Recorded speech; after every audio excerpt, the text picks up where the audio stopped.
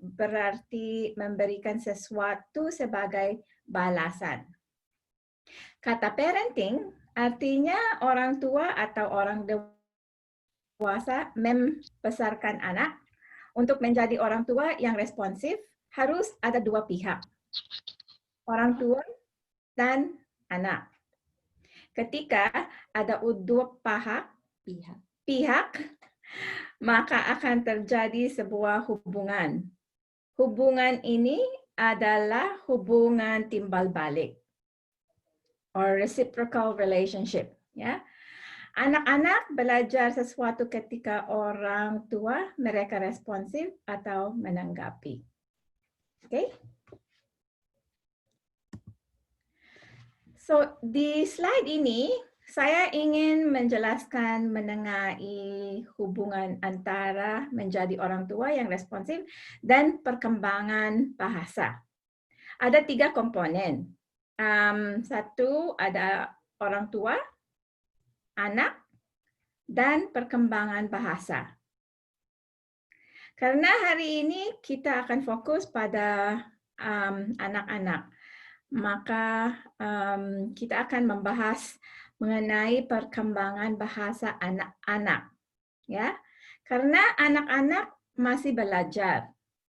Mereka bergantung pada orang tua untuk mengajarkan mereka. Mereka belajar melalui observasi atau melihat. Ingat, anak-anak sebelum bicara spontan harus banyak observasi sebelum spontan, ya, secara spontan. Setelah mereka belajar mengcopy atau imitasi, mereka akan bisa menguasai. Did I say it right? Menguasai, ya. Atau mengerti bahasa dan pada akhirnya bisa memproduksi bahasa secara spontan. Ya, sorry ya. Sekarang ada pertanyaan? Nggak ada? Oke.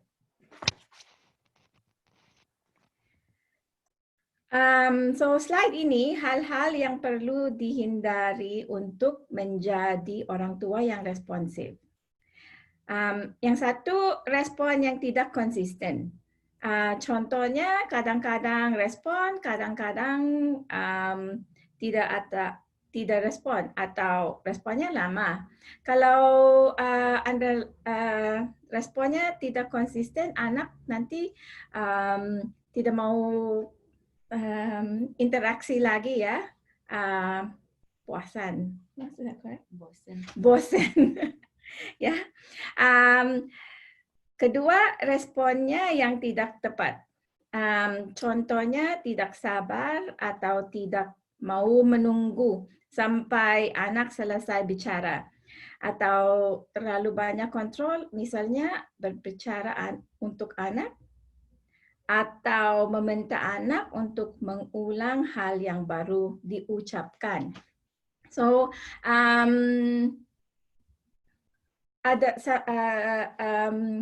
kalau orang tua nggak sabar tunggu anak, ya, bisa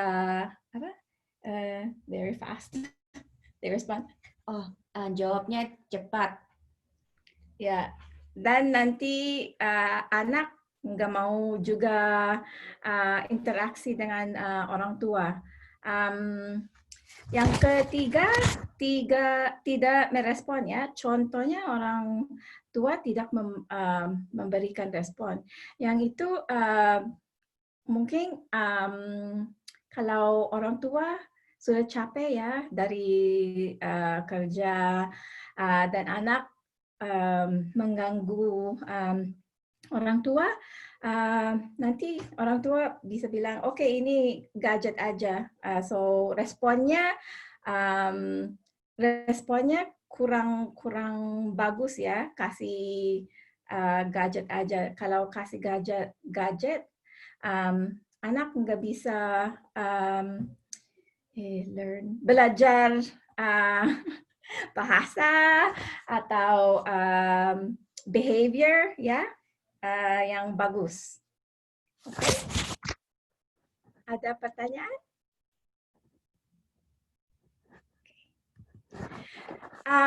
So ini slide ini konsekuensinya jika orang tua melakukan hal-hal tersebut, maka anak akan belajar untuk tidak bertanya kepada orang tua karena mereka akan mendapatkan respon seperti ini. Oke. Yang satu, jika orang tua tidak responsif kepada anak-anak, maka perkembangan otak anak akan berhenti atau terhambat, ya. Dan mereka akan menemukan kesulitan secara emosional, mental, dan fisik. Contohnya begini, ya. Waktunya.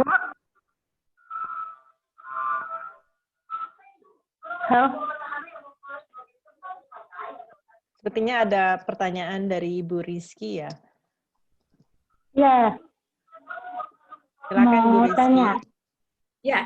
Saya mau ini kan mau ngajarin anaknya pakai TV, tapi TV-nya itu nggak dinyalain suaranya. Jadi saya ngomong gitu sama dia, diajarin bicara gitu apa yang dia lihat. Saya gambarkan pakai suara kan. Pakai itu kira-kira maksimal nggak cara belajarnya kayak gitu? Baik, terima kasih Bu Rizky. So the question is, if you are teaching your child using a TV but without the sound on, so let's say the mom is describing what the child is seeing on TV but not actually using the sound, would that be optimal as a learning? Kalau ada interaksi dengan anak dan orang tua bisa, tapi kalau kasih gadget atau anak nonton TV sendiri setiap hari, ya ini kurang bagus Bu. Harus ada orang tua di samping anak dan bisa, oke, ini ada mobilnya cepat, ya itu bisa Bu.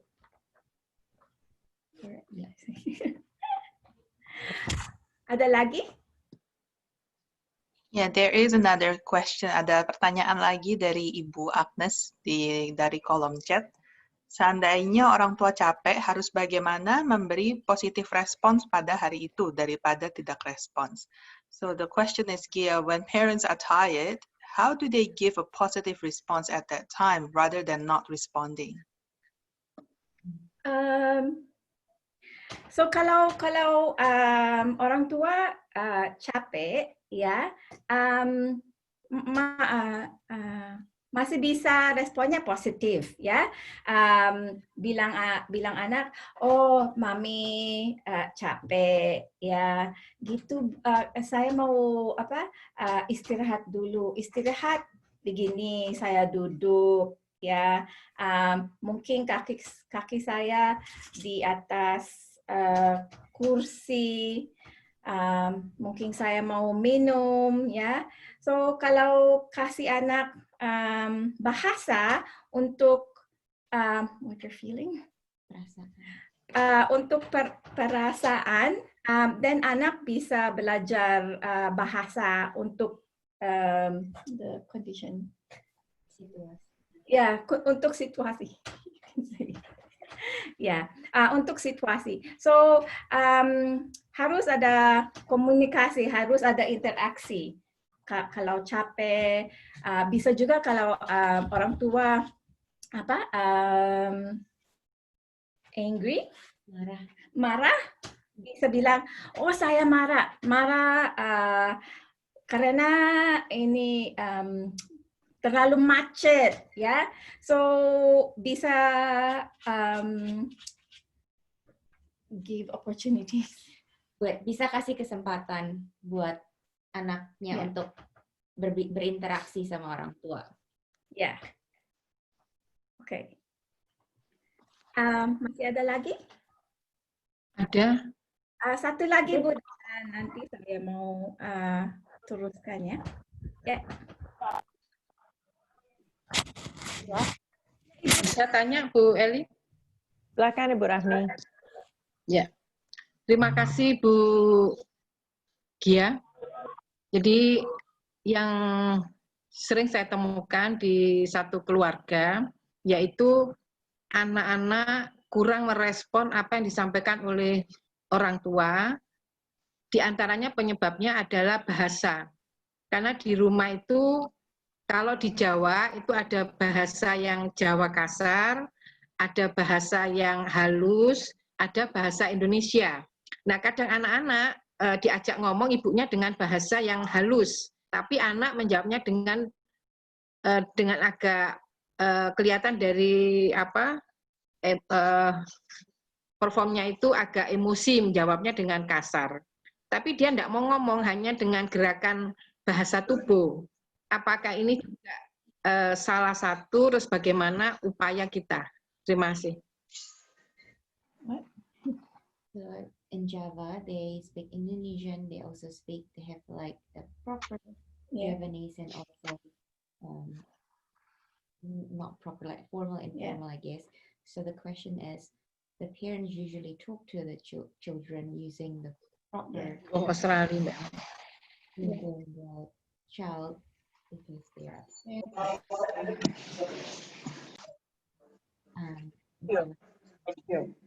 right, they just use gestures or they just showing that, but they don't use language. So The child does not use use language. Yeah, it could be because they can't speak the formal Javanese, so they're just showing it through like body language. So how would you respond to that as a parent?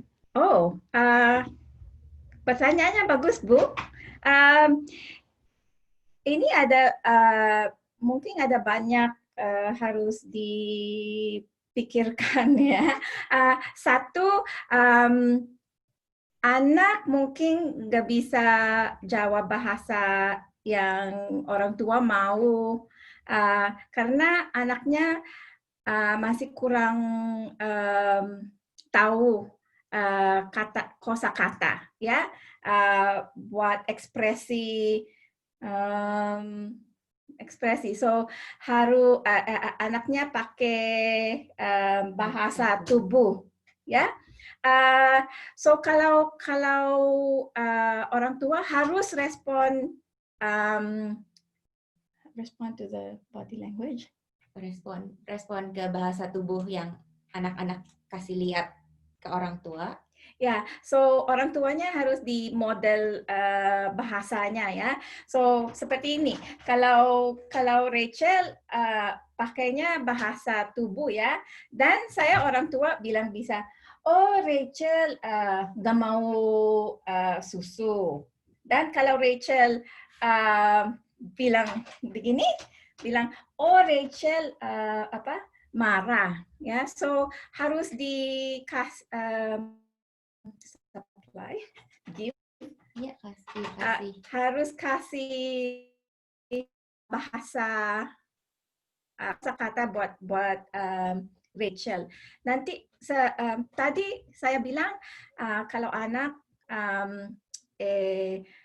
master spontan responnya harus observasi dulu dan imitasi. So nggak bisa langsung si anak saya Rachel langsung secara spontan. Nggak bisa Bu, mungkin harus banyak observasi sebelum imitasi, sesudah imitasi, dan bisa spontan. So kalau Rachel pertama nggak bisa bicara ya. So Rachel marah. Dan nanti saya bilang, oh Rachel marah. Dan Rachel imitasi, bilang marah. Oh ya, marah. And then nanti bisa spontan. Ya. Oke? Saya mau teruskan ya.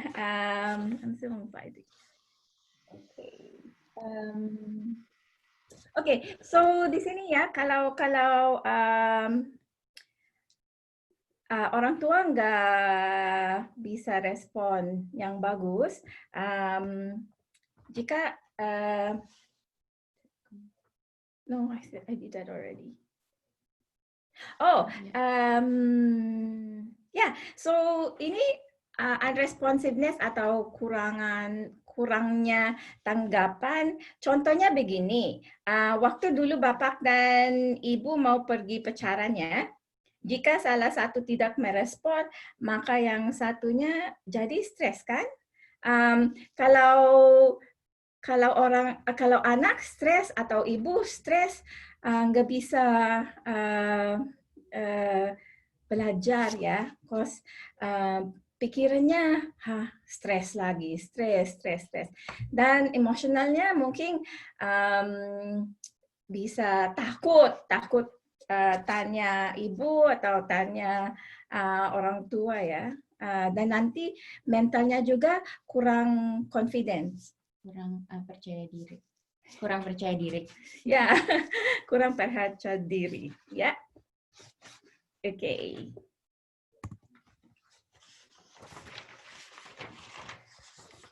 So, jadi untuk menjadi orang tua yang responsif, apa yang orang tua jangan lakukan? So, yeah. Oke, pertama, jangan melakukan sesuatu dengan anak berdasarkan hal-hal yang bapak dan ibu suka atau nyaman untuk Anda. Jika anak-anak dipaksa, maka mereka akan tidak mau berinteraksi dengan Anda. So, kalau mau interaksi dengan anak atau bagaimana aktivitasnya harus mungkin yang anak suka. Jangan yang ibu mau atau nyaman ya. Terus nanti mungkin yang aktivitas ibu atau bapak suka, anak nggak mau ya. So nanti nggak mau interaksi lagi. Terus nanti bosen. Ya. Kedua, jangan mencoba untuk mengatur atau mengkontrol segala hal ya. Beri anak kebebasan.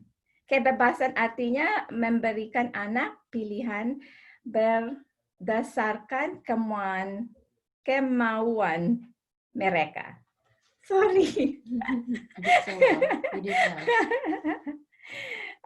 Contohnya, jika anak memilih warna merah ketika mereka mewarnai matahari, ya. Kalau anak ada mau mewarna matahari merah, tapi ibu dan bapak taunya matahari warna kuning, jangan bilang, oh matahari harus kuning, karena banyak interpretasi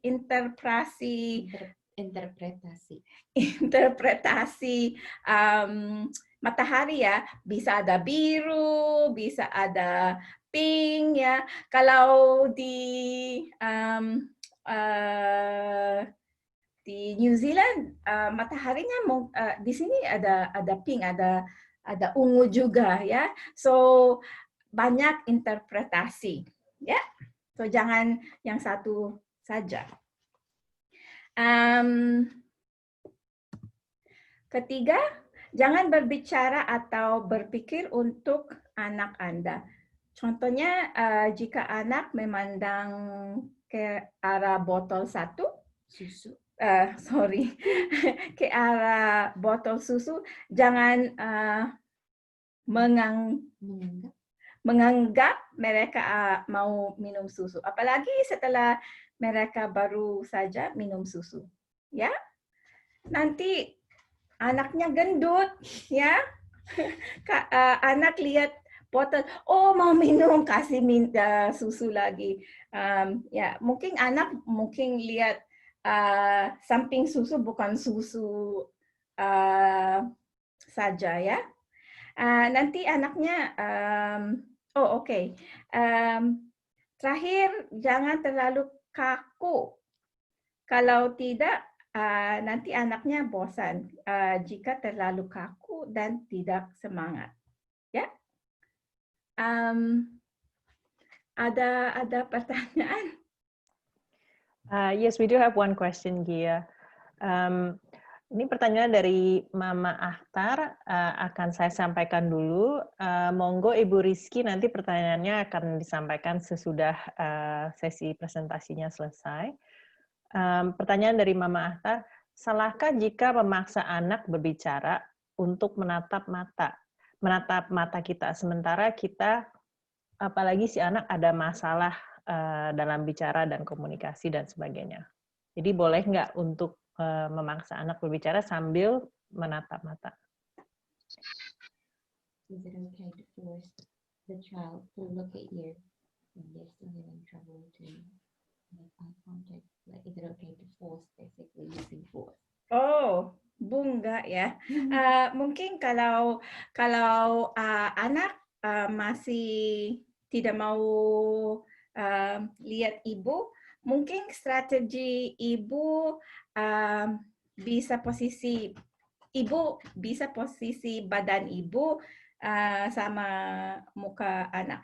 So, seperti Rachel ya, kalau dia tidak mau eye contact, jangan digituin ya. Oh, look at me. Jangan gitu, Bu. So kalau Rachel gak mau lihat, mungkin muka ibu move closer. Lihat diposisiin supaya bisa lihat anaknya, tapi jangan dipaksa anaknya. Ya, so seperti ini. Ya, so Rachel tidak mau ya, mungkin tidak mau. Saya bilang, oh Rachel begini. So bisa posisi badan ibu begini, harus muka anaknya bisa lihat ibu. Did I answer the question? Itu menjawab pertanyaan Ibu enggak? Oke, selamat pagi. Ya. Oh. Apakah ada tambahan mamanya Akhtar? Ya. Halo? Ya. Halo? Halo? Ya. Ya, dengar. Oke.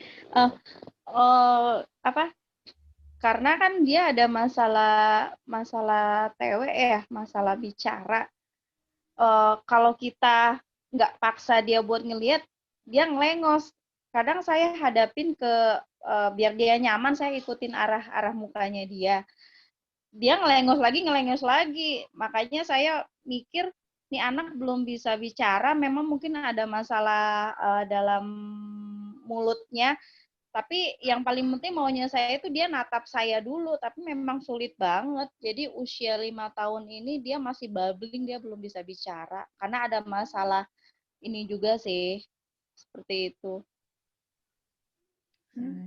So the boy's got language disorder, so there's some sort of disorder with the language. So every time she did try to position herself to look at the child, but he's just, keep ignoring her. So, yeah, what would you do in this situation? Because it's not just him not wanting to look at you, but he's got other issues. So, Ibu sudah cek pendengaran anak? Sudah implan kohlear. Implan kohlear. Oke. Mungkin saya mau teruskan presentasi dan nanti saya come back to jawab di akhir. Nanti ditambahin di akhir lagi. Jadi mau dilanjutin dulu presentasinya. Oke, thank you. Oke, Ibu. Oke. So, responsive parenting seperti Mama Akhtar ya. Ketikanya sekarang gimana caranya untuk menjadi orang tua yang responsif? Ya, pertama ketika anak merasa anak Anda berusaha untuk memberitahu Anda sesuatu, jangan dicuekin, ya, Dicuekin. Ya. dicuekin. Tapi, so ini ya Ibu, harus hentikan hal apapun yang Anda sedang kerjakan atau bicarakan dan coba untuk berdiri di level anak Anda. Contohnya jongkok supaya anak Anda bisa melihat muka Anda secara jelas. Yang tadi saya bilang ibunya yang tadi ya, Mama Akhtar, saya bilang harus di posisi badannya harus di posisinya harus di tepat anak. Satu level. Ya, satu level anak ya. Tapi ibu yang bilang masih tidak mau ya. Mungkin yang kedua, tatap muka anak Anda dan amati. Ya, bahasa tubuh mereka karena kadang-kadang mereka belum bisa menjelaskan kemauan atau maksud mereka.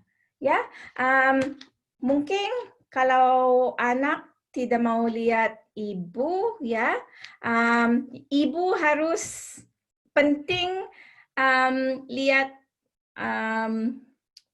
komunikasi tubuh anak. Ya, bahasa tubuh anak. Bahasa tubuh anak ya.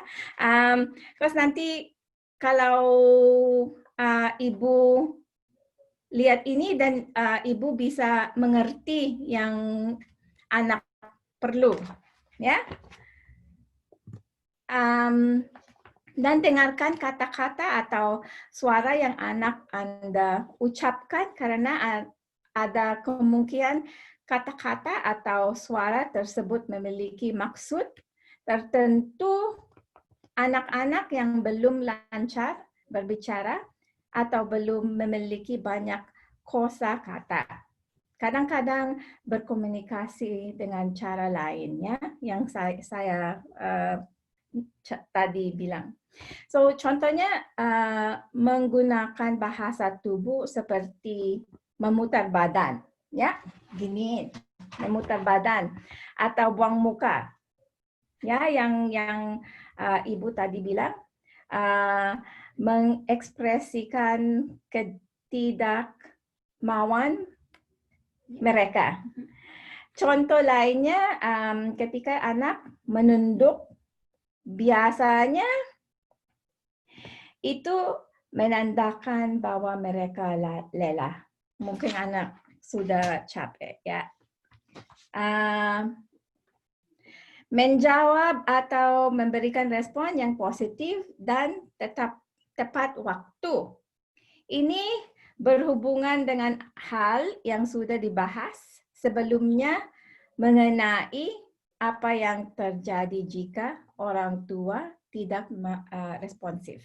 Ya, so seperti ibu yang tadi, ibu Mama Akhtarnya, kalau anak gak mau lihat, so harus dihentikan ya, lihat.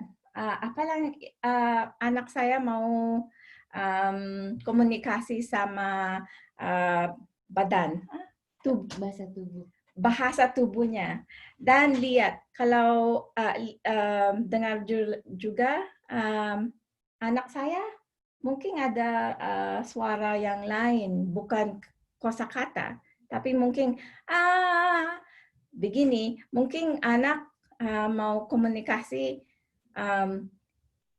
saya tidak mau ya, atau anak bilang, oh saya mau minum, ini bisa mau minum, ya. Ada lagi mungkin anak-anak, everyone doesn't have to look at you. Oh, jadi setiap anak-anak nggak harus memandang orang tua, nggak harus tatap muka sama orang tuanya. Yeah, some of the children don't actually look at you. Ya, jadi beberapa anak mungkin kayak tadi Mama Ahtar bilang, beberapa anak mungkin nggak langsung belum bisa bertatap muka sama orang tuanya atau nggak mau bertatap muka sama orang tuanya. And that's okay. Yeah, because it might be overwhelming, like there's too many things to look at. Iya, mungkin anak rasa banyak hal lain, jadi mereka nggak secara langsung mau bertatap muka sama orang tuanya. Jadi don't force them. Yeah. Jadi jangan dipaksa. Bisa lihat bahasa tubuh anak-anak. Jadi nggak harus tatap muka, tapi bisa juga lihat bahasa tubuh mereka. Mungkin dengan bahasa tubuh mereka bisa mau berkomunikasi, minta minum atau lapar. Jadi nggak harus melalui tatap muka, tapi juga bisa lihat dari bahasa tubuh mereka. Yeah. So mungkin bisa lihat video ini, nanti saya bisa explain. Oh, sorry. Berarti tatap anak itu tidak menjadi patokan anak kita untuk bisa bicara ya? Mama lagi pakai. The child. Yeah, because every child is different. Yeah. Tiap anak beda. Jadi nggak bisa lihat tatap muka dan itu tandanya kalau anaknya itu bisa komunikasi. Jadi tiap anak itu beda-beda. So you have to start from where the child is. Like, yeah. Jadi ya coba dimulai dari anak-anak itu bisa harus cuma tatap muka terus artinya anaknya belum bisa bicara atau nggak akan bisa bicara. Jadi lihat hal lain, mungkin ada hal-hal lain yang bisa dilihat. Mereka mungkin pakai hal-hal lain buat berkomunikasi. Jadi hal-hal itu coba di ibu bisa lihat di anak ibu sendiri bagaimana. So that's how you become responsive parent. Ya, jadi itu gimana caranya untuk menjadi orang tua yang responsif. Nggak harus tatap muka itu berarti orang tua yang responsif. Jadi ya itu diadaptasi dengan situasi masing-masing karena tiap anak itu beda. Yeah, good. So saya mau ada video dan nanti bisa saya explain. Jelaskan. So Gia, would you like me to play the video from the sensory? Yes, Bianca's one. Okay. Oh, my video's a little laggy.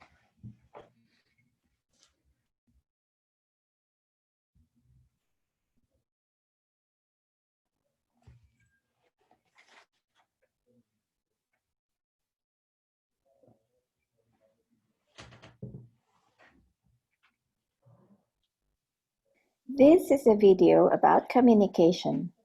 Watch the little girl's communication attempts. Even at a young age, she's showing a lot of communication skills. Look at her kick the ball. Then she opens her mouth to initiate an interaction.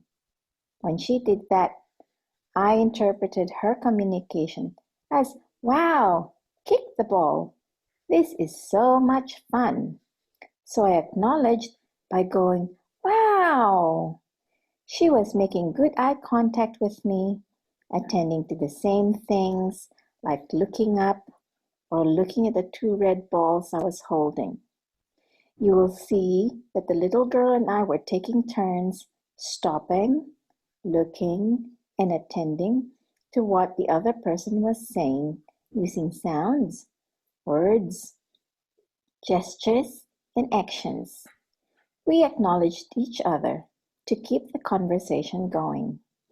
At this stage, the little girl may not understand all the words I was saying, but when she continues to initiate and respond to my voice, look and attend to what I was saying, copies my sounds and actions, she's beginning to build a good foundation for communication.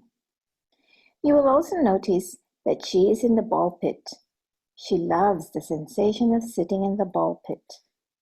She's receiving information from her sense of touch as the balls touch her legs and arms She's using her muscles and joints to allow her to sit down. When she turns her head to look from side to side or up and down, she's also using her sense of balance to keep her from falling down. When she plays, all the information she's getting from touching the balls, sitting, and moving around, she's feeding her brain with lots of sensory information needed for her communication, physical growth, social and emotional well-being, and cognitive or thinking skills development.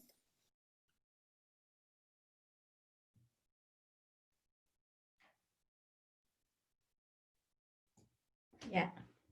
Okay. Are you going to share your screen? Or? Yes. Oh, are you going to share your screen again? How to do that again? And then share. There. Okay. Jadi untuk menambahkan sedikit tentang video yang barusan kita lihat. Jadi di video itu anak perempuannya itu dia belum bisa bicara, jadi sama sekali belum bisa ngomong bahasa, jadi non-verbal. Jadi waktu dia berkomunikasi, waktu kita lihat anaknya berinteraksi dengan Ibu Gia, dia menggunakan seluruh tubuhnya untuk berkomunikasi, tangan, mata, semuanya. Jadi ketika anaknya ngelihat ke atas, Ibu Gia juga ikutin lihat ke atas. Jadi ya. Yes.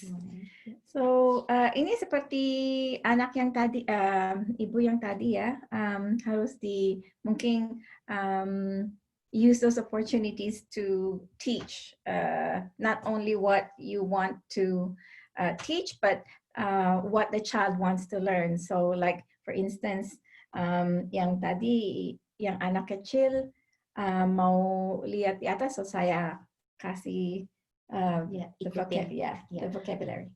Jadi ya tadi kayak yang Ibu Mama Aftar bilang, jadi gunakan kesempatan apapun untuk mengajarkan anaknya, atau anaknya juga dikasih kesempatan untuk belajar apa yang mereka tertarik. Jadi jangan dipaksa harus mau belajar A misalnya, harus belajar A, tapi diikutin anaknya, tergantung mereka sukanya apa. Mungkin mereka sukanya B, ya diikutin interaksi untuk belajar tentang yang mereka suka gitu. Ya. Yeah.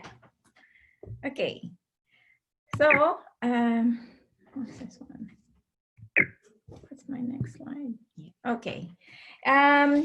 Ini bagaimana dan kapan orang tua berlatih untuk menjadi orang tua yang responsif ya. Di sini kapanpun dan dimanapun. Contohnya ketika berbicara dengan anak Anda, ketika bermain dengan anak Anda, ketika melakukan aktivitas dengan anak Anda. So, nanti kalau sudah tahu, I'm working on a certain goal. Jadi kalau udah tahu nih targetnya misalnya apa? Ya, so bisa latihan dimanapun atau kapanpun. So, saya ada video ya, bisa lihat. Ini mamanya latihan di dalam mobil. Ini mamanya di dalam mobil tapi lagi nggak nyupir ya. Jadi jangan berinteraksi sama anak atau terapi waktu lagi nyupir. Jadi ini mobilnya posisinya udah berhenti. Jadi di dalam mobil tapi bukan dia lagi nyupir. 3. Oke, Vin duduk di sini, duduk. 4. Coba kalau topi pakainya di mana? Topi pakainya di mana? Kasih tau Mami, topi pakainya di mana? Iya, kacamata di mana? Kalau sabun pakainya gimana? Sabun. Baju pakainya di mana? Kalau kalung di mana kalung? Oh iya di situ. Implan? Implan, Vin? Oh iya, apalagi ya? Kalau sepatu pakainya di mana? Kalau satu. Oh, sepatu. Kalau apa lagi ya? Cium mami gimana cium mami? Mana? Coba Vin nyanyi dulu lah, nyanyi kepala, pundak, lutut, kaki, lutut, kaki. Baby shark. Mamanya baby shark. Jatuh.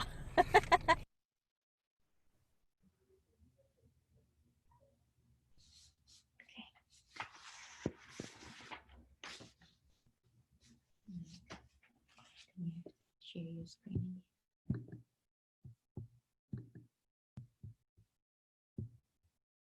Okay, so yang video itu lihat Mama Vin ya, dia hentikan, lihat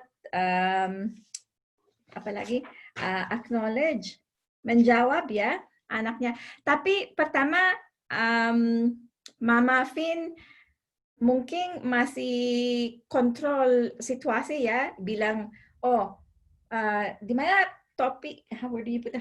Iya, pakai topi di mana? Pakai topi di mana?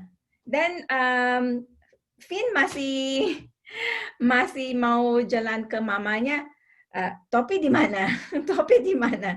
So harus kalau orang tua mau responsif, mungkin bilang, oh topi pakai gimana? Dan hentikan sebentar ya. Jangan topi mana? Topi mana? Topi mana? Okay? So harus stop dulu dan lihat. Oh, anaknya masih mau jalan di samping saya. Dan bilang, oh topi mana? Kalau sudah di samping Anda, ya? Okay. Okay, so enter. Next one. Okay. Okay, so menjadi orang tua yang responsif akan membantu hubungan orang tua dan anak. Anak-anak akan menjadi lebih engage, ya. Contohnya, anak-anak lebih fokus, lebih memperhatikan, lebih mendengarkan, memberikan perhatian lebih kepada orang tua, ya. Dalam hal lain, misalnya ketika anak-anak sedang bermain dengan orang tua, mereka menjadi lebih senang. So ketika anak engage, mereka belajar, mereka berkembang dan mereka mencapai developmental milestones atau titik penting dalam pertumbuhan mereka. So saya bicara, saya saya baca riset ya dengan engagement. What's engagement again? Keterlibatan. Oh, keterlibatan. So dia bilang, risetnya bilang kalau anaknya engage ya, bisa belajar cepat, ya? Oke. So masih ada pertanyaan? Oke. So ketika anak terlibat, dia akan belajar, berkembang dan mencapai tahapan tumbuh kembangan. Ada Spokel aplikasi Spokel ya. Ini bisa membantu para orang tua untuk menjadi orang tua yang responsif. Aplikasi Spokel memiliki banyak pilihan aktivitas untuk para orang tua dalam berinteraksi dengan anak-anak. Ini caranya.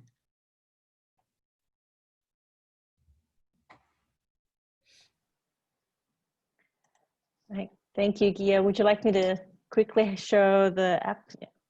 Baik, terima kasih banyak. Tadi sudah dijelaskan oleh Ibu Gia dari presentasi bagaimana teknik dan strategi yang bisa dilakukan orang tua untuk menjadi lebih responsif. Saya akan memberikan sedikit gambaran akan aplikasi Spoko yang dijelaskan oleh Ibu Gia. Apa sih dalamnya dan bagaimana Anda bisa menemukan pelajaran yang tadi dijelaskan oleh Ibu Gia. Just secara singkat. Jadi Anda bisa lihat di layar, ini sekarang yang Anda dilihat adalah layar dari perangkat HP saya saat ini. Ini aplikasi Spoko, jadi bisa dilihat di sini ada video pengantar untuk menjelaskan bagaimana cara aplikasinya bekerja, dan juga ada berbagai macam program. Jadi pada waktu Anda pertama kali download aplikasinya, akan ada beberapa pertanyaan yang singkat, jadi seperti kuesioner untuk membantu Anda memilih program yang sesuai dengan kebutuhan anak. Jadi misalnya di contoh ini ada program yang direkomendasi namanya Pre-Talker. Ada juga penjelasan program ini tujuannya apa dan siapa yang bisa memakai ini. Lalu di bawah bisa dilihat program lanjutan sesudahnya. Jadi mulai dari program 1, lalu kalau sudah selesai bisa maju ke program-program berikutnya. Lalu di sini juga ada, kalau saya klik di tombol resources, ada materi-materi tambahan seperti aktivitas sensori, ada berbagai strategi yang orang tua bisa lakukan di rumah. Misalnya strateginya itu bagaimana mencontohkan bahasa. Tadi Ibu Gia menjelaskan kalau misalnya anaknya belum memiliki bahasa, belum memiliki kosakata yang tepat, mungkin kita bisa contohkan. Misalnya anaknya hanya sedang marah, tapi dia belum mengerti kata marah, kita bisa contohkan. Nah, strategi seperti itu bisa ditemukan di bagian ini. Selain itu, ada juga aktivitas sensori. Tadi video yang kita lihat, Ibu Gia dengan anak perempuan yang dibola, cara menanggapi anak juga ada di sini. Jadi semua konten dari di aplikasi ini berbentuk video-video singkat yang gampang untuk disimak di kapan saja dan di mana saja. Tadi Ibu Gia bilang terapi itu. Juga ada berbagai macam modul dari terapis kami yang lain, Andrew Kendrick. Beliau mengajarkan teknik terapi di AVT atau Auditory Verbal Therapy. Saya akan kembali ke homepage-nya. Sekarang kalau saya masuk ke salah satu program, umumnya setiap program ini dibagi menjadi 6 level atau 6 tingkatan. Jadi kita mulai dari tingkatan yang dasar, lalu makin lama mengejar kemampuan anak atau keterampilan komunikasi yang lebih kompleks. Jadi mulai dari mendengar sampai misalnya cara bergiliran dalam komunikasi. Di setiap tingkatan, misalnya ini, dibagi lagi dari beberapa kunci pembelajaran. Jadi di sini kunci pembelajaran misalnya cara fokus atau cara memberikan perhatian sambil bermain. Nah, kalau saya buka lagi misalnya di dalam salah satu kunci pembelajaran ini ada penjelasan apa sih makna dari pelajaran ini dan apa tujuan atau target anak yang ingin kita kejar dari aktivitas tersebut. Jadi misalnya di sini tujuannya yang anak kita bisa terlibat atau seperti Ibu Gia bilang engagement, gimana dia bisa terlibat di dalam aktivitas ini bersama Bapak dan Ibu selama 5 kali misalnya gitu. Lalu kita berikan beberapa contoh aktivitas untuk mempraktekkan. Jadi yang pertama misalnya latihan 1, bermain di cermin. Setiap dari aktivitas ini juga bentuknya video, saya akan buka untuk contohnya saja. Let's make funny faces. We are going to do a mirror time activity. This is a fun activity that your child would like because jadi bisa dilihat ada video itu berisi tutorial atau instruksi dari terapis kami seperti Ibu Gia mengajarkan Anda gimana sih caranya mempraktekkan teknik ini sendiri di rumah, misalnya di dalam saat di depan cermin. Dan juga di bawah ini Anda bisa lihat contoh aktivitas bercermin. Isinya adalah video-video di mana kami mendapat, kebetulan ada keluarga yang sukarelawan sedang mempraktekkan teknik ini, lalu kami rekam. Jadi Anda bisa lihat sebagai contohnya untuk mulai gimana sih cara dipraktekkan sendiri di rumah. Here's Maddie doing funny faces with Mom to practice joint attention. Mom showed her some funny faces. They looked really interesting as well. Ya, jadi semacam itu contoh dari bagaimana saat teknik tersebut dipraktekkan. Lalu di bawahnya ada di sini kotak yang berwarna abu-abu.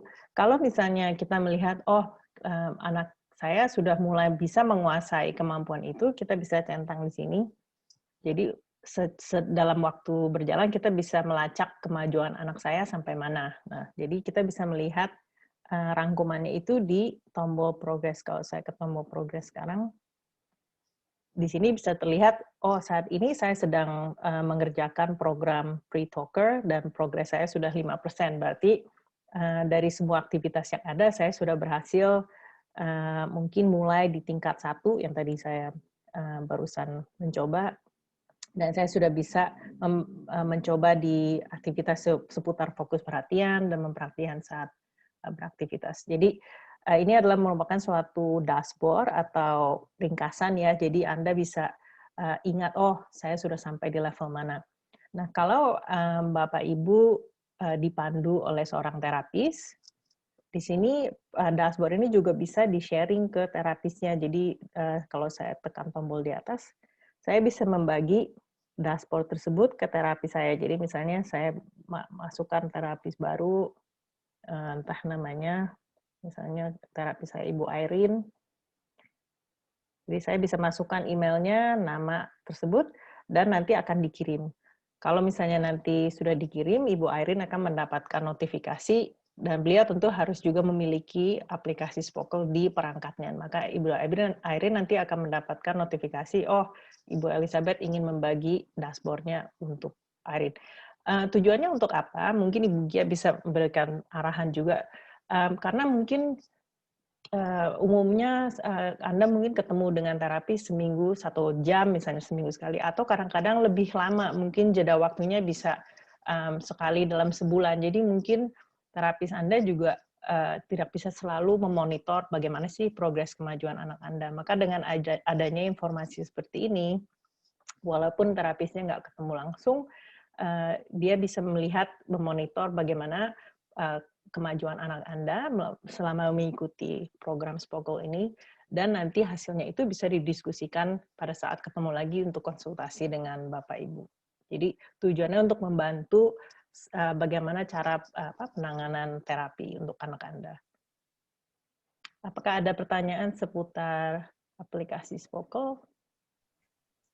Mungkin bisa bantu dijelaskan ini seberapa banyak aktivitasnya perlu dilakukan dalam sehari? Iya, terima kasih Bu Arin. Pertanyaan yang sering sekali ditanya. Jadi setiap aktivitas yang ada di Spokel, kami sarankan butuh waktu sekitar hanya 5-10 menit. Jadi seperti yang tadi kita lihat, mamanya Vin dengan Vin beraktivitas di mobil, hanya singkat saja. Jadi setiap aktivitas bisa hanya 10 menit. Kami anjurkan diulangi beberapa kali sepanjang hari. Jadi nggak perlu hanya waktu khusus antara jam 7 sampai jam 8 untuk terapi, nggak perlu seperti itu, tapi lihat di mana ada kesempatan untuk menerapkan aktivitas itu bersama anak dalam situasi yang berbeda-beda. Jadi kalau bisa, idealnya 3 kali dalam sehari, jadi totalnya 30 menit. Tapi dilihat bagaimana situasi juga di rumah. Mungkin Ibu Gia ada tambahan?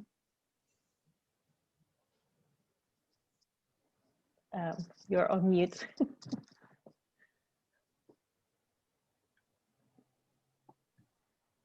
Ya, oke, bagus Bu Eli.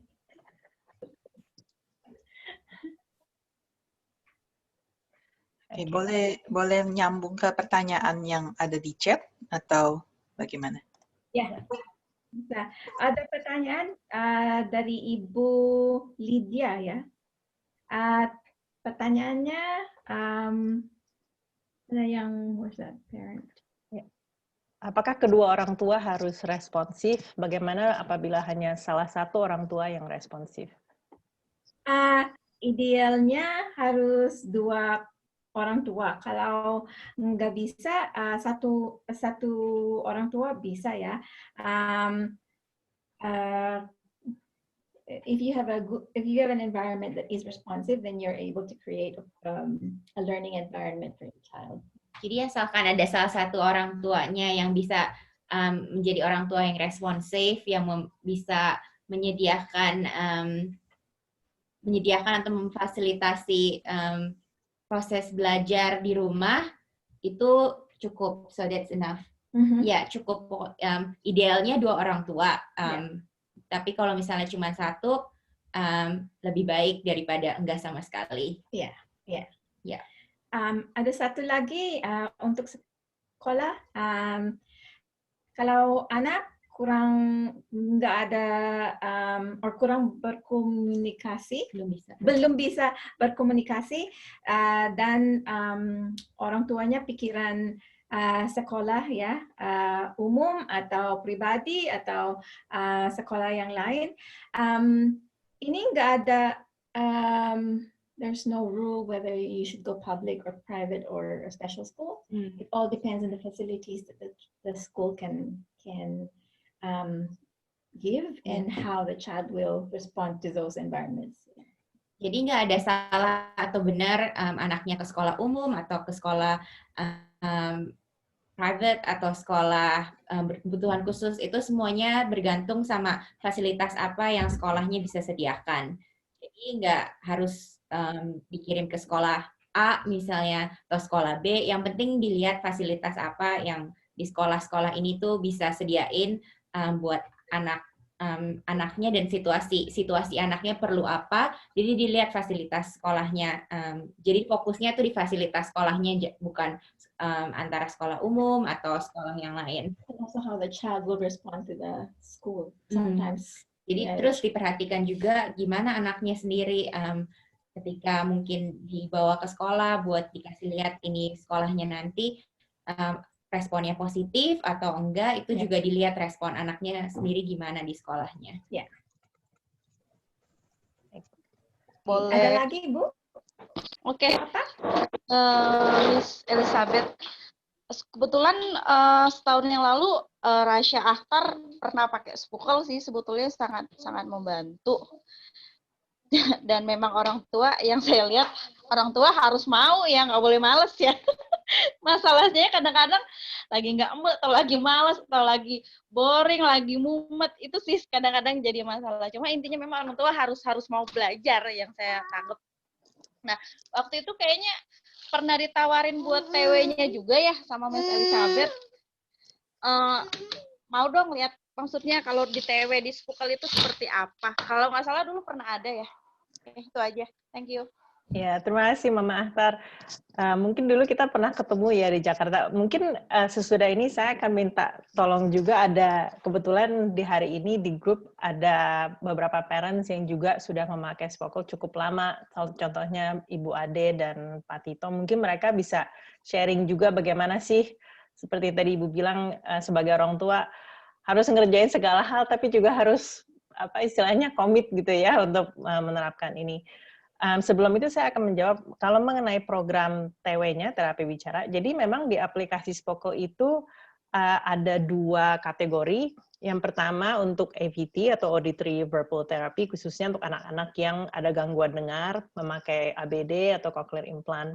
Tapi juga ada satu program namanya Social Communication, itu lebih seputar terapi bicara. Tadi program yang saya tunjukkan di layar itu sebenarnya bagian dari social communication. Jadi program itu lebih seperti yang tadi Ibu Gia jelaskan, lebih umum ya. Jadi segala dari mulai komunikasi nonverbal sampai bagaimana mulai mengajarkan anak bahasa ekspresif awal. Jadi ada di situ sebenarnya. Nanti kalau Ibu mau saya bisa bantu sesudah sesi ini. Silahkan email, nanti saya akan bantu. Kita sebenarnya sudah lewat waktu nih karena seru banget kayaknya hari ini diskusinya. Mungkin untuk menjawab juga Mama Akhtar, boleh minta Ibu Ade atau Pak Tito untuk sharing sedikit pengalamannya karena udah make Spoko untuk putrinya selama 2 tahun ya, dan mengerjakan semuanya di rumah.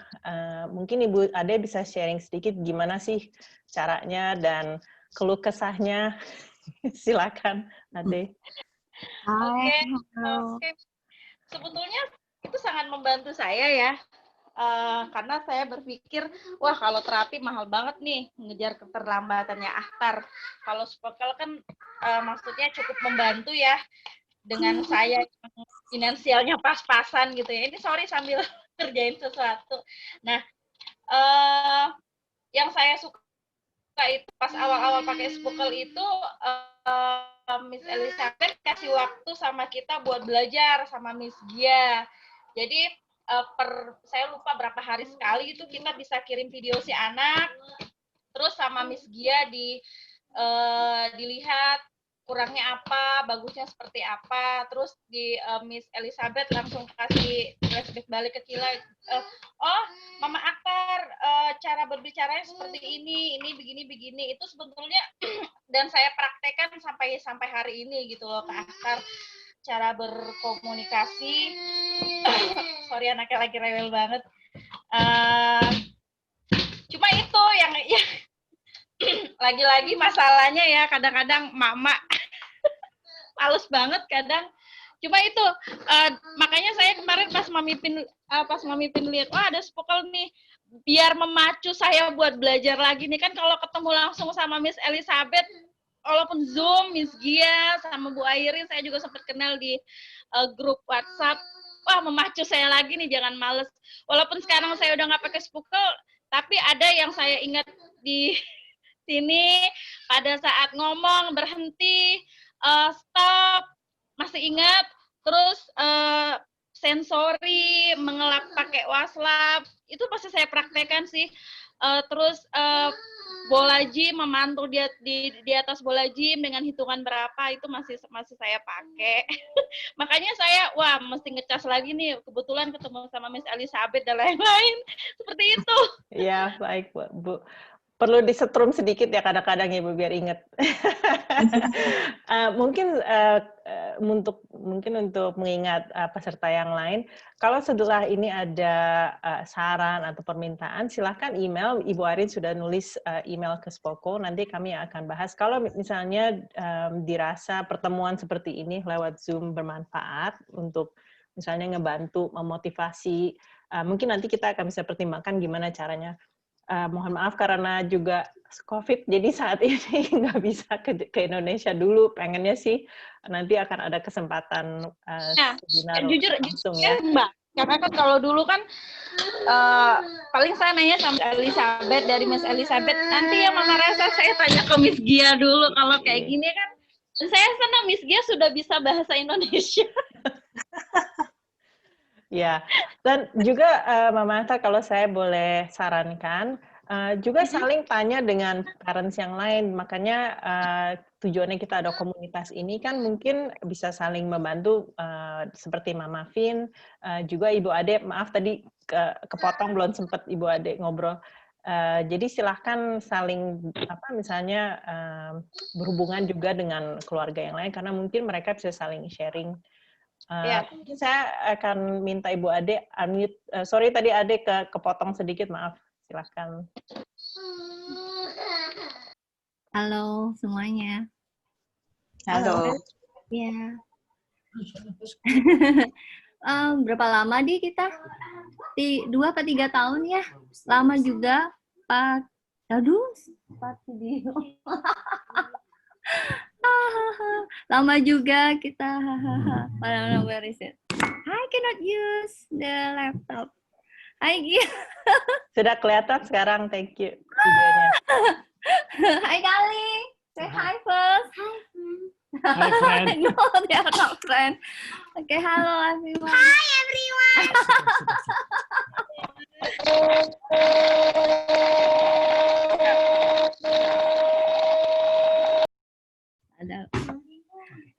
Oke, sekarang saya mau sharing ya tentang bagaimana kita pakai Spokel ya dia. berapa lama ya, 2-3 tahun, lumayan lama ya, the first time First kita version. ketemu Gia sama Elizabeth, kucing banget ya. First time Kalista bisa sampai bilang, Mami, I love you. Saya inget banget tentang itu. Itu baru pertama Mam Gia handle Kali, dan sebenarnya bukan Mam Gia yang handle ya, tapi saya handle berdasarkan arahan dari Mam Gia gitu, dan itu mudah banget. Akhirnya kita pakai Spokel itu, kita sering, kenapa mudah pakai Spokel itu, karena sering banget bisa makainya di mana aja, kapan aja gitu loh. Sambil baca buku kita juga bisa, sambil, dan nggak harus lama ya. Jadi misal saya dari Spokel itu saya ada satu item, saya prioritas saya di satu item itu, ya udah salah satu item itu saya coba selama 1 minggu, dan itu berkali-kali. Memang harus berkali-kali, tidak bisa hanya 1 kali lalu berharap sudah ada hasil, tidak mungkin ya. Tapi itu mudah banget gitu loh. Bahkan untuk hanya melatih respon anak saya yang tadinya lebih banyak diem ya, lebih banyak diem aja, itu kita melatih dengan ketok pintu. Itu bisa kita lakukan berkali-kali, dalam sehari bisa 20 kali, sampai akhirnya dia hanya dalam 2-3 hari dia sudah tahu bahwa kalau ada yang ketok pintu, dia harus buka pintunya gitu. Kita belum nyampe ke siapa ya gitu, belum. Tapi yang penting dia udah merespon semua. Walaupun hanya ketok pintu atau ada bel pintu, dia sudah tahu gitu loh. Itu baru satu hal ya. Memang tidak mudah karena harus diajarkan itu banyak banget ya, dan memang harus sangat sabar. Makanya saya bilang kalau pakai Spokel ini saya sangat terbantu, karena saya tidak harus pasang jam berapa, saya dengan terapis ini, lalu saya harus pergi, buang waktu banget ya di jalan, pergi nganterin anaknya macet sejam terapi dengan orang lain, habis itu saya jemput, laporannya bagus apa, tapi ketika kita ngomongin progres ya, yang paling berasa buat saya adalah ketika anak saya apa ya, misal tantrum atau apa ya, tapi anak saya alhamdulillah nggak pernah tantrum ya. Misal dia ingin sesuatu dan dia nggak bisa menyampaikan, saya juga bingung. Saya harus bagaimana ke dia, bertanya ke dianya bagaimana, apanya bagaimana, kayak gitu saya bingung gitu loh. Nah di Spokel itu benar-benar dijelaskan secara rinci banget satu persatu itu. Beserta contoh videonya. Iya, beserta contoh videonya itu kita harus bagaimana. Pasti nanti orang tua itu improvisasi ya, pasti. Tapi seiring sejalan waktu, kalau kita benar-benar memahami Spokel itu, improvisasi kita itu pasti jalan. Karena dia benar-benar, iya, karena kita jadi benar-benar makin kenal anaknya, dan Spokel itu bisa masuk di dalamnya, bisa lebih apa ya? Pokoknya kita bisa, nanti pasti kita bisa matching kok, karena kita memakainya kayak gitu. Kalau nggak salah saya juga ajak salah satu Miss Kali di dalam forum Zoom ini, salah satu teachernya, Miss Diar. Nah, Miss Diar itu juga tahu sendirilah bagaimana kayak gitu. Kalau makasih Ade, kalau boleh, karena tadi kedengeran ada Pak Tito tuh di sebelah, karena kayaknya Ibu Ade sama Pak Tito nih kerja teamworknya hebat banget, sebagai kan tadi topiknya hari ini tentang orang tua yang responsif. Boleh nggak sharing sedikit gimana caranya Anda berdua istilahnya dalam membantu Kelly dan Bella menerapkan itu? Gimana sih caranya? Apakah ada pembagian waktu gitu, hari Senin Pak Tito, hari Selasa Ibu Ade, atau gimana caranya? Oh iya. Mungkin pertama yang tadi good teamwork itu mungkin responnya beda ya kalau ditanya ke Ade sama saya ya. Ucapannya mungkin beda gitu. Menurut saya good, belum tentu menurut Ade yes itu ya. Itu satu. Dua, kalau masalah pembagian waktu sih, oh iya, ini hikmah dari work from home. Jadi ya memang saya jadinya lebih banyak waktu luang untuk terlibat langsung lah dengan Kalista dan istri termasuk. Dengan menggunakan Spokel tentunya. Nah, untuk yang pembagiannya itu ya memang lebih banyak karena memang yang lebih tahu mengenai teorinya dan yang lebih mengikuti Kalista juga 24 jam memang istri. Jadi ya saya lebih banyak nanya gitu ke istri sambil lihat Spokel, sambil ngelihat istri, jadi agar sama gitu, jangan sampai istri cara ngajarinya A, saya ngajarinya B. Anaknya akan bingung gitu. Jadi memang harus ada satu yang menentukan gimana cara masuk atau mengajar ke anak berdasarkan yang dilihat di Spokel. Sehingga anak akan melihatnya itu konsisten. Anak belajarnya akan konsisten. Dan kalau masalah waktu ya anytime sih. Jadi tapi kalau nggak work from home memang saya lebih banyak di malam. Sabtu Minggu. Dan Sabtu Minggu itu biasanya lebih banyak ke Daddy's Day. Iya. Mami rehat. Jadi begitu. Jadi ya Sabtu Minggu bukan taking a rest day tapi taking a baby day gitu ya udah. Jadi ya itulah yang berusaha kami jalankan. Toh progres bisa kita lihat sendiri karena kalau kita jalankan sendiri itu sangat-sangat jauh berbeda dengan bahkan ke tempat terapi manapun yang mungkin kalau kita dapat laporan selalu bagus-bagus, indah-indah, tetapi ya itu kalau kita jalankan sendiri meskipun dengan Spokel, real progresnya itu kita lihat sendiri dan bisa kita ukur sendiri, kita bisa jujur ini yang anak ini sebenarnya belum bisa, harus ditingkatkan, mana yang enggak. Itu kita objektif, kita jujur sendiri karena itu anak-anak kita sendiri. Baik, terima kasih banyak Pak Tito sama Bu Ade sharingnya. Kita sudah melewati waktu nih, cuma ada satu pertanyaan terakhir dari Ibu Lydia mengenai cadel. Pertanyaannya, apakah cadel itu bisa diterapi? Mungkin Ibu Gia bisa sharing sedikit. Ini Ibu kalau di New Zealand, kalau bilang cadel,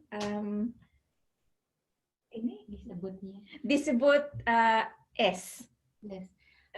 Coba mau klarifikasi dulu. Ini maksudnya cadel nggak bisa ngomong R kan ya, Ibu Lydia?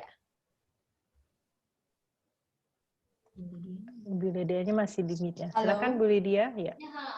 Iya Bu, bisa tapi kurang jelas. Oh, jadi nggak bisanya ngomong R. R. Iya. Saya mau tanya dulu ya. It's not related to the speech, but something else. Jadi Ibu Gia mau nanya hal lain nih. Ini bukan mengenai cadel. Tapi itu hubungan. Pertanyaannya ini bukan tentang cadel, tapi pertanyaan Ibu Lydia. Anak Ibu Lydia mau makan apa ya? Makan suka apa ya? Oh, anak Ibu sukanya makan apa? Hampir semua dia bisa makan. Okay. So mungkin kalau bisa 42, 42. The child in front of a mirror to see position of the tongue is, because sometimes when they see it, they talk, they can better understand. Yeah. Coba Ibu Lydia, ini salah satu strateginya ya. Coba di depan kaca, anaknya coba dikasih lihat posisi lidah kalau misalnya lagi ngomong R tuh gimana. Karena mungkin juga bisa membantu anaknya untuk R itu posisi lidahnya di sini. Jadi mereka juga ada gambaran itu kalau posisi lidahnya di mana. Jadi bisa dilihat di kaca, dikasih lihat kalau ngomong R tuh R posisi lidahnya tuh di belakang lidah. Jadi mungkin itu salah satu strategi yang bisa coba dilatih di rumah. Duduk di depan kaca, Ibu Lydia bisa kasih lihat anaknya, ini loh cara ngomong R, posisi lidahnya begini. Okay, so start with letter L. So each R, start with letter L. The tongue is behind the. Jadi buat ngajarin anaknya untuk bisa ngomong R, coba dimulai dari belajar huruf L dulu. L, di belakang. Di belakang. After that, roll the tongue back. Terus udah gitu pelan-pelan di dimundurin lidahnya, posisinya jadi R. Karena posisi lidah waktu ngomong R itu lebih ke belakang dibanding kalau ngomong L. Jadi kalau misalnya ini misalnya ini gigi ya, ini posisi L tuh agak di ujung, tapi kalau misalnya posisi R tuh agak ke belakang posisi lidahnya. Kalau dari like this. Ya, jadi posisinya coba belajar huruf L dulu. Terus mundurin lidahnya ke belakang. Dan itu coba belajarnya di depan kaca. Jadi anaknya juga ada gambaran. Oh, posisinya tuh mundur. Nah, kalau lihat cuma tatap muka doang kan dia nggak bisa lihat posisi lidah dia gimana. Jadi kalau pakai cermin, posisi lidah dia tuh di situ. Oke. Gitu. Berarti mencoba dari L dan E. Jadi L itu kan suaranya kan, misalnya Lydia kan suaranya kan jadi coba dari dulu Lydia, jadi terus dimundurin suaranya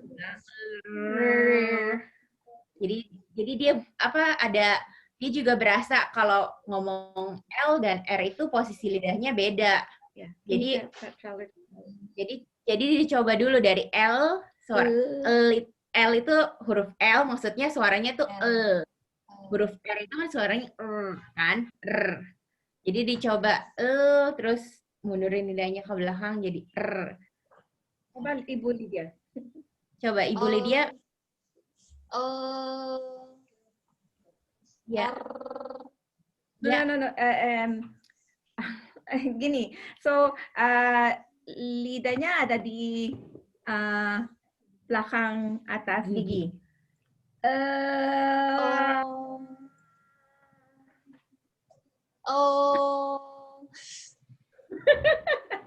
Coba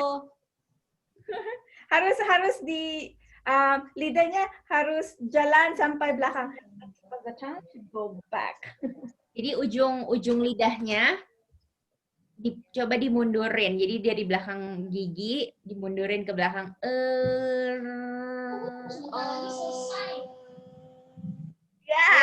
Ya.